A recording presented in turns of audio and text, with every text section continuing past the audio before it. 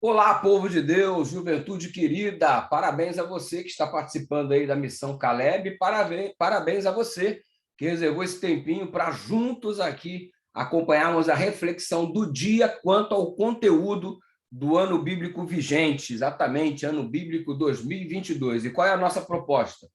Juntos vamos ler toda a Bíblia neste ano, bem como junto o conteúdo do Espírito de Profecia, a saber, a coleção do Grande Conflito, que é o desejado de todas as nações, patriarcas e profetas, profetas e reis, ok? E também o Grande Conflito. Vamos ver a série O Grande Conflito, e vai ser muito bacana essa jornada de crescimento junto contigo. E hoje é o 11º passo dessa caminhada de 365 passos, e não desiste não, que estamos só no comecinho, estamos correspondendo aí pelo menos 3% da nossa caminhada total e vamos chegar aos 100%. Você ora por mim, eu oro por você e vamos nos ajudando para chegarmos juntos nessa perspectiva. Vai dar trabalho? Vai ser difícil? Não vai ser mole, mas vai ser muito abençoado e eu estou convidando você para virmos juntos trilhando essa estrada maravilhosa. Não esquece de convidar as pessoas para participar desse momento de reflexão diário.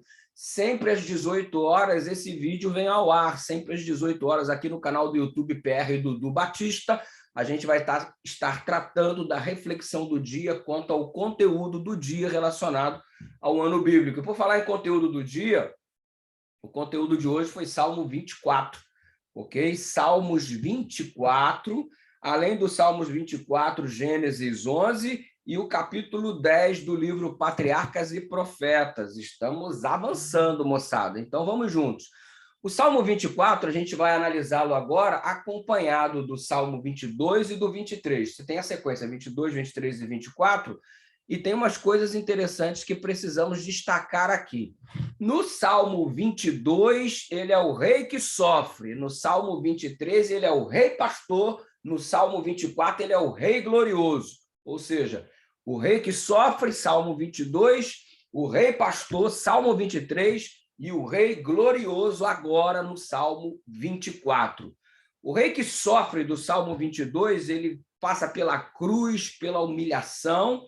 O rei pastor do Salmo 23, ele tem o cajado como instrumento e ele passa pelo processo de ministração, ok? O Salmo 22 do rei que sofre, você tem a cruz como instrumento e a humilhação como condição. O Salmo 23 do rei pastor, você tem o cajado como instrumento e a ministração como atividade. E no Salmo 24, você tem a coroa como instrumento e a exaltação como a realidade. Então, você está vendo uma sequência, a junção de 3 salmos aí, que dá para montar um quadro bem legal, que nos dá um vislumbre interessante sobre quem é Jesus, o seu ministério, e a maneira como ele lida direcionado à raça humana. No Salmo 22, o rei que sofre apresenta a cruz e a humilhação. No Salmo 23, o rei pastor apresenta o cajado e a ministração dele como pastor de nossa vida. E o Salmo 24 como o rei glorioso. E ele tem a ferramenta, a coroa, e a exaltação é a realidade presenciada. O Salmo 24, objeto do nosso estudo de hoje, começa com o verso 1, anunciando que Deus é dono de tudo. O verso 1 do Salmo 24 diz assim: do Senhor é a terra e tudo o que nela existe. O que isso significa? Eu não sou dono de nada. Eu não sou dono de nada. Nada, nada, nada, nada, nada, nada. Eu não sou dono de nada. Do Senhor é a terra e tudo que nela existe. Ah, eu sou dono desse terreno, eu sou dono desse carro, eu sou dono desse iate, eu sou dono desse planeta, eu sou dono desse país, essa floresta é minha, cara, eu sou dono dessa roupa. Nada me pertence, está tudo sobre mim em termos de responsabilidade para tomar conta. Eu apenas sou o mordomo que toma conta de coisas que não me pertencem. E o que é o juízo? Se não eu dar conta daquilo que eu tomei conta para o dono, o verdadeiro dono. Tipo assim, ó, estou te prestando esse celular aqui, eu volto, quero ver como é que ele vai estar, e à volta de Jesus nós vamos ter que prestar conta daquilo que tivemos administrando embora não sejamos dono, nós administramos alguma coisa, especialmente o nosso corpo, a nossa vida, e vamos dar conta para Deus. Essa é a perspectiva. Você não é dono de nada, é a lição. E a segunda perspectiva é que nós temos um dono. Eu não sou dono de nada, mas eu tenho um dono. Esse dono é Deus, ok?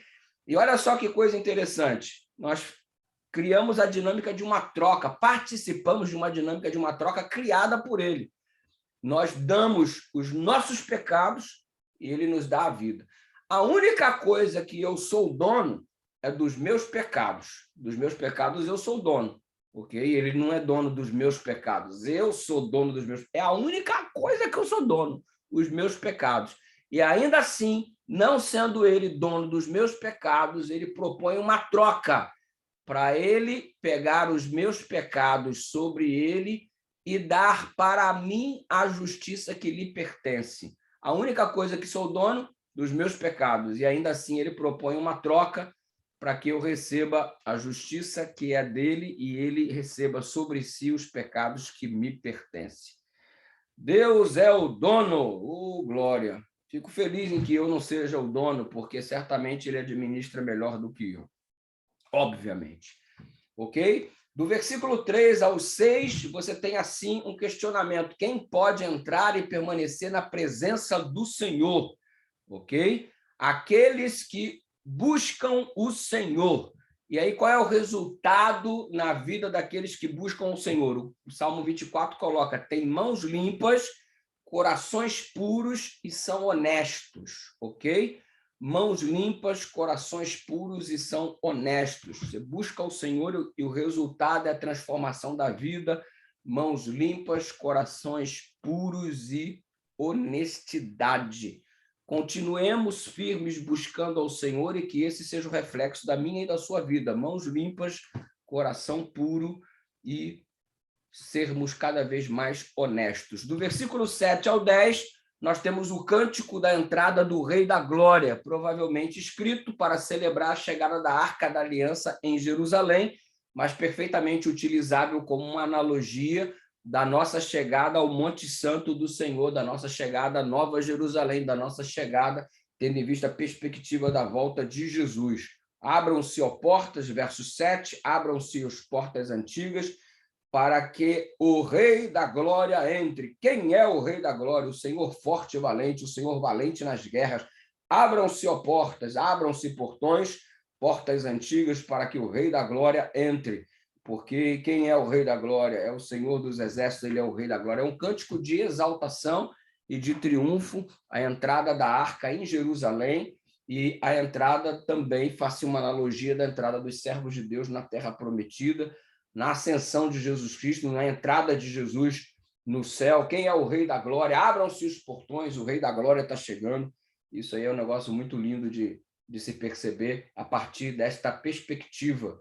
E note, abra-se também a porta, o portão, a porta do seu coração para a entrada do Rei da Glória. Esta é a perspectiva pessoal que leva-nos o Salmo a meditar, ok? Será que eu estou abrindo de verdade os portões do meu coração, a porta do meu coração para a entrada do Rei da Glória? O Rei da Glória entrou em Jerusalém através da representação da arca, o nome dele foi celebrado. O Rei da Glória entrou posteriormente no Domingo de Ramos, né? Cantavam hosanas ao filho de Davi. O Rei da Glória entrou na Canaã Celestial após a ressurreição e foi saudado ali, aquela coisa toda. E o Rei da Glória vai vir nos buscar e novamente iremos e novamente voltará ao céu, desta vez conosco, a entrada novamente do Rei da Glória. Mas a pergunta é: será que eu estou abrindo a porta do meu coração para a entrada do Rei da Glória? Porque a minha presença no reino, ela é condicional a isto, ok? O Rei da Glória adentra Jerusalém na terra, o Rei da Glória adentra o céu após a ressurreição, o Rei da Glória vai adentrar novamente ao céu após o segundo advento, quando ele vier aqui levar os seus, mas nada disso terá um significado se o Rei da Glória não estiver adentrado ao meu coração. Então, que se abram os portões do nosso coração, dos nossos corações, para a entrada do Rei da Glória. Quem que é o Rei da Glória? O Senhor Jesus, que está à porta e bate. Se alguém abrir a sua porta, entrará em sua casa, ceará com ele e ele, por sua vez, com Jesus. E que assim seja a nossa realidade, é o Salmo 24. Aí a gente dá um pulo para Gênesis 11, conteúdo da leitura do dia, juntamente com o livro Patriarcas e Profetas, o capítulo do dia, que já te falei, é o capítulo 10, onde fala-se da Torre de Babel. E analisar o capítulo 11 do Gênesis, juntamente com a leitura de Patriarcas e Profetas, capítulo 10, torna a leitura muito mais interessante e fácil de se compreender. E o que você percebe a partir de agora é um processo contínuo de construção de torres e altares. Torres e altares. Quando o povo de Deus constrói um altar, me vem o povo iníquo e constrói uma torre. A torre não tem o propósito do altar. O altar, no cenário bíblico, tem o propósito de adorar a Deus. A torre, aqui apresentada em Gênesis 11, tem o propósito de exaltar o coração do homem e o homem ser a própria resposta para os seus conflitos particulares. Ele mesmo se resolve, ele mesmo se adora, ele mesmo se propõe como resposta. Então, você percebe que a torre é a tentativa do homem se impor, de alimentar o seu ego, de se defender, inclusive, do próprio Deus, a razão pela qual eles montam essa torre. Diferente do altar. Você está vendo um Noé construindo um altar para Deus como primeira atitude ao sair da arca, e agora você está vendo este povo aí construindo uma torre para afrontar a Deus. E a minha pergunta no início de Gênesis 11 é a seguinte: você, em sua vida é um altar ou sua vida é uma torre? Você é alguém que vive para adorar a Deus ou você é alguém que vive para alimentar o teu ego, o teu orgulho, a tua arrogância? Ou você é alguém que vive em torno de si mesmo? Uma torre ou um altar? O que sou eu nesta terra? Que sejamos altares em nome de Jesus, que são submissos, sinônimo de submissão a Deus, e não torres, sinônimo de desafio contra o Altíssimo. Ok? Você está vendo o desenvolvimento da raça humana? Ontem nós falamos um pouco sobre os filhos de Noé, ok? Sem, Cão e Jafé, e você percebe que os filhos de Noé estão prefigurando o caráter de sua posteridade, estão nos dando o vislumbre do caráter que tomará conta da humanidade. Ok? O Cão, nós verificamos ontem que suscitou a linhagem do Caim, a mesma perspectiva de caráter que Deus tentou abater junto ao dilúvio, agora é suscitado na pessoa de Cão, que desrespeitosamente se direcionou ao seu pai, criando assim uma linhagem de rebeldia, diferente de Sem e Jafé, que tomaram o caminho. O Sem, na verdade, é aquele que retoma a linhagem de Sete, que este, por sua vez, havia retomado a linhagem de Abel, que representa a semente da mulher. Os descendentes de Sem é exatamente de onde virá Abraão, de onde virá Jesus Cristo, de onde você percebe o desenvolvimento da linhagem de Deus, ok? Sem é a linhagem da mulher, de Abraão, e de onde viria o Messias. Cão, né, serviria, profeticamente falando, de acordo com a declaração de Noé, Cão serviria a Sem e a Jafé. Seriam civilizações submissas e escravas dessas outras civilizações de Sem e Jafé. Então, você percebe que a torre, de acordo com os construtores em Gênesis 11, deveria ter uma altura maior que as águas que o dilúvio havia atingido. Então, o nível das águas, nós vimos ontem que era 15 côvados acima do cume mais alto. Ok? Então, eles queriam construir uma torre acima desses 15 côvados do nível mais alto. E estavam construindo nessa direção. Este era o objetivo. O que isso representa? O sentimento apresentado por Cão e agora a sua descendência, que não se satisfazem por estarem próximos ali nas regiões montanhosas dos descendentes de Sem e de Jafé, que estão buscando adorar e buscar a Deus, e ele, revoltado com isso, eles se afastam e vão para a planície de Sinear, de acordo com Gênesis 11, para montar esta torre de afronta, de ousadia, de exaltação própria. Deus mandou que a raça humana povoasse a terra e eles resolveram concentrar-se num único lugar para que a terra não fosse povoada, mas todas as atenções fossem voltadas ali para eles, recusando assim a proposta divina. Ou seja, a torre é construída num processo de afronta, beleza? Quando você percebe o desenvolvimento da torre, ela foi ocupada em determinado grau, ela passou a ser morada dos próprios construtores, que já estava alcançando estágios tão elevados que os indivíduos já estavam começando a morar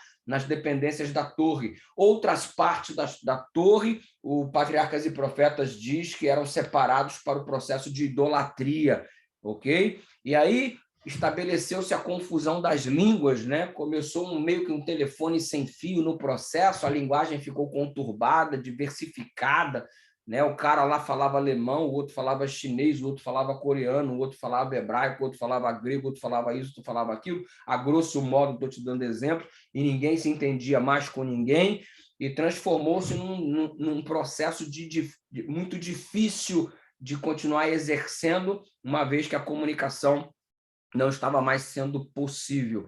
E para piorar a situação, Deus externa na sua desaprovação, enviando um raio que cai na ponta da torre e que consome grande parte da torre, na parte mais elevada da torre, e, consequentemente, os povos eles se dissipam, se reunindo por suas línguas, e acaba que este processo que visava a concentração do ser humano num único lugar, em rebelião contra Deus, acaba que Deus trabalha de modo que dali surjam as pessoas para colonizarem todo o planeta. O propósito do Senhor acabou se cumprindo pelo próprio meio que os homens haviam empregado para impedir a realização.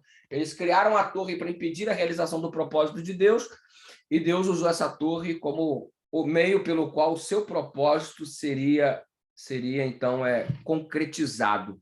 Com a confusão de línguas e o distanciamento, ok? Ficaram excluídos o intercâmbio com aqueles que poderiam proporcionar luz. O paganismo, a idolatria, a promiscuidade se multiplicou de tamanha forma, porque os povos ficaram distantes daqueles que eram descendentes de Sem, daqueles que eram descendentes de Jafé, que visavam preservar as orientações de Deus dadas por intermédio de Noé. E então você percebe que esta ruptura, esse distanciamento favorece a multiplicação dos desígnios de Satanás ao ver o povo de Deus distanciado. Deus queria que o povo colonizasse a terra, uma vez que eles estavam unidos em torno das suas orientações. O que acontece? Este grupo não se submete às orientações de Deus e se espalha sobre a terra, e isso criou as condições favoráveis para o diabo estabelecer centros de idolatria, distanciamento do povo por parte de Deus, enfim, para que o mal estivesse se multiplicando. Satanás estava desviando o povo quanto ao sistema de sacrifícios que apontavam para Cristo, e eles começavam a oferecer, inclusive, os próprios humanos nos seus rituais de adoração, de idolatria, e o processo de apostasia foi novamente se intensificando. Ok? O que dá para aprender com tudo isso, entre tantas lições que, obviamente, você pode estar tirando particularmente?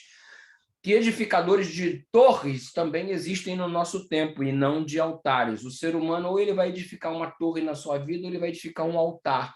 Essa é a lição preciosa que eu reservei para dividir com você, e eu espero que seja bênção para a sua vida. Aqueles que constroem torres semelhantes aos cidadãos ali de Babel, eles são indivíduos submissos, insubmissos. Deus mandou povoar a terra, eles queriam se concentrar em Babel, sinônimo de insubmissão. Quem é aquele que, ao invés de ser um altar, se constitui uma torre? O cara que é insubmisso. Se você tem a palavra de Deus nas mãos e não se submete a ela, não se permite ser orientado por ela, não há acata em sua vida, você é uma torre, você não é um altar. Eu sou uma torre quando eu entro num processo de idolatria. Você percebe que a torre era cheia de pavimentos dados à idolatria, com os ídolos que eles adoravam, diferente da orientação de Deus. Então, quando é que eu sou uma torre? Quando eu sou um idólatra. Quando eu tiro a Deus do seu trono, do primeiro lugar da minha vida, quando eu começo a amar o dinheiro mais do que a Deus, quando eu começo a colocar qualquer pessoa no lugar que deveria ser o lugar de Deus, eu estou envolvendo-me num processo de idolatria. Então, eu sou uma torre, eu não sou um altar. Quando o ser humano começa a especular demais, eu vou botar a torre acima do nível das águas do dilúvio, o nível que foi alcançado pelas águas do dilúvio, porque se eu estiver aqui, nem se vier um novo dilúvio, isso vai me acertar. Especulações humanas, né? E eu vou construir de modo a chegar ao céu e conhecer a razão pela qual ocorreu o dilúvio, tudo especulação humana. Então, quando eu deixo a regra de fé e vivo em função de especulações humanas, eu estou transformando a minha vida numa torre e não num altar, ok? Quando eu vivo em função de fábulas aprazíveis, né? Aqui o ser humano independente pode se resolver, que nós não precisamos de Deus para nada. Cara, isso é uma fábula. Como é que você não precisa do seu Criador, daquele que te fez, que te conhece, que te entende? Como é que pode um carro não precisar do mecânico, né? O criador do veículo, né? Então, como é que o meu carro nunca vai quebrar, o meu carro é irreparável, o meu carro nunca terá nenhum dano. Então, você é um carro que nunca quebra, você é um carro que não precisa de manutenção, você é um carro que não precisa de conserto. Você é um carro inquebrável, né? Imparável, infalível. Não, você vai precisar das manutenções, da oficina mecânica, você vai precisar dos reparos, porque você é susceptível a tudo isso. E aí você vive essa fábula de que você não precisa, de que você não depende, de que você... Ou seja, nós dependemos do nosso construtor, dependemos do nosso Criador e dependemos dele agora para obter a redenção, porque nós nos perdemos no meio do caminho. Aí ficamos construindo essas fábulas, e se estamos construindo essas fábulas de autossuficiência, de independência, estamos, na verdade, nos transformando em torres, quando deveríamos ser altares, sermos altares. E aí você vê o pessoal escravizado pela idolatria, pelo egocentrismo, o desprezo pela revelação. Deus havia revelado, gente, através do arco da aliança, do arco da promessa, do arco-íris, como chamamos hoje, que ele nunca mais destruiria a terra pelo dilúvio, e duvidando da promessa de Deus, eles constroem uma torre. Quem é o cara que transforma a sua vida numa torre? É aquele que não vive em função das promessas de Deus, e em vez de ser um altar de adoração ao Senhor, é uma torre que desafia Deus e não confia nas suas promessas, buscando apenas a satisfação do próprio ego, sendo arrogante, focado em si mesmo. É assim que se apresenta aí o conteúdo de Gênesis 11, que tenha proporcionado boas e importantes lições para a nossa vida, porque, afinal de contas, nós existimos para sermos altares de adoração ao Senhor, e não torres que desafiam sua autoridade e vivem no alto de sua arrogância, desprezando toda a orientação divina. Que Deus nos ajude para que sejamos, então, torres e não altares, e que a porta do nosso coração esteja aberta para o Rei da Glória, porque ele entrou em Jerusalém, ele entrou na Canaã celestial, ele entrou em Jerusalém também no domingo de Ramos, né? E ele precisa entrar agora no nosso coração. Quem é este que está à porta? É o Rei da Glória, é o meu Senhor e Salvador. Ele entrou aqui de modo que eu posso dizer, não sou mais eu quem vivo, mas Cristo vive em mim. Deus te abençoe. Obrigado por acompanhar o conteúdo de hoje do Ano Bíblico, essa pequena reflexão. Compartilha para geral, se inscreve aí no canal, ativa o sininho de notificação. Este vídeo de reflexão da lição, todo dia, ao longo desse ano, às 18 horas, espero você a cada dia. Beijo no seu coração, obrigado a todo mundo aí por estar na timeline, pelos comentários. Deus abençoe você, que seja você um altar, jamais uma torre, para a glória de Deus. Um abraço, beijo no coração.